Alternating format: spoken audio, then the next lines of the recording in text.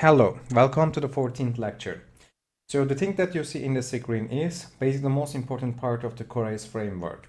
I always use a contextual vector, contextual hierarchy, contextual structure, and contextual connection.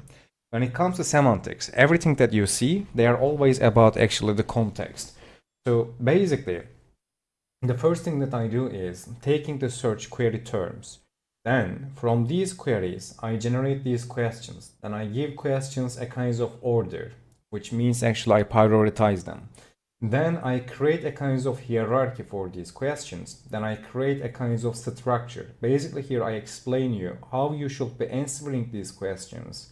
In what format, whether you should be using a table or list. If you use a table, I will be even giving you the row count, the column count, and the column names and the column order. I will be giving you the sentence that you will need to be using before the list, after the list.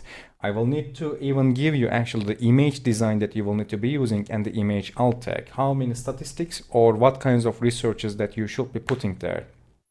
And this is not just for the informational content. For e-commerce too, we are using the same thing. In our case study repository, if you check the articles and the videos, you will see that there are really good amount of actually e-commerce cases as well. Just according to the main context, we just change the format of these things. And when it comes to the contextual connection, these are the internal links and anchor tags that we are using. In my methodology, in my topical authority methodology, I always use the most important anchor tags in the root. So, as I said before, in my methods, always there is a root, there is a seed, and there is the node. So the thing that you just see in this part actually, it is a root article. Basically, it will be connected to the most important thing, and the most important things, they will be connected back to here. And according to the connections, we have different types of internal link prioritizations. For instance, if you look at here, you will realize that first we link to the actual Europe, because all the country-related root articles, they will be linking to Europe. Then from Europe, the Europe section will be linking back to all the countries.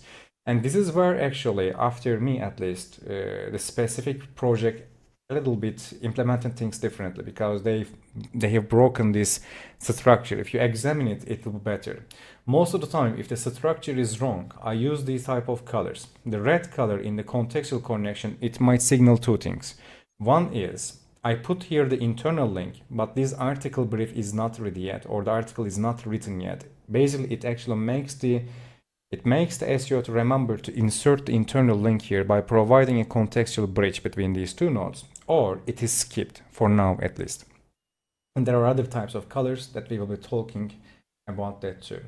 So inside the contextual vector, the first heading is connected to the last heading with a proper type of order. And if you look at to the bottom part, you will see that we actually have very much more internal links and the anchor tags.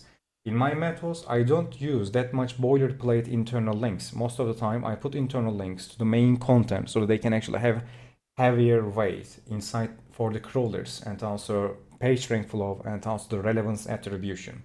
So when it comes to these supplementary links, as you see most of the time, the heading hierarchy here is like H4, H3, or H5, or again the H3. Which means that according to the order and according to the heading hierarchy, we directly actually change the weight of the link there. And there are many things here for me to explain. So right now I am just giving a kind of general explanation. And in the future lectures, we will explain all these 4 or 5 different columns one by one. For instance, how we filter the queries, and how we parse these queries, how we generate questions, and then how we determine this structure and how we order the internal links.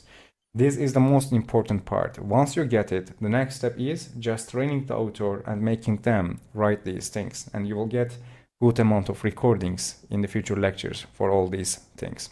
So you are finishing the fundamentals and the starting. Good job. See you in the next lecture.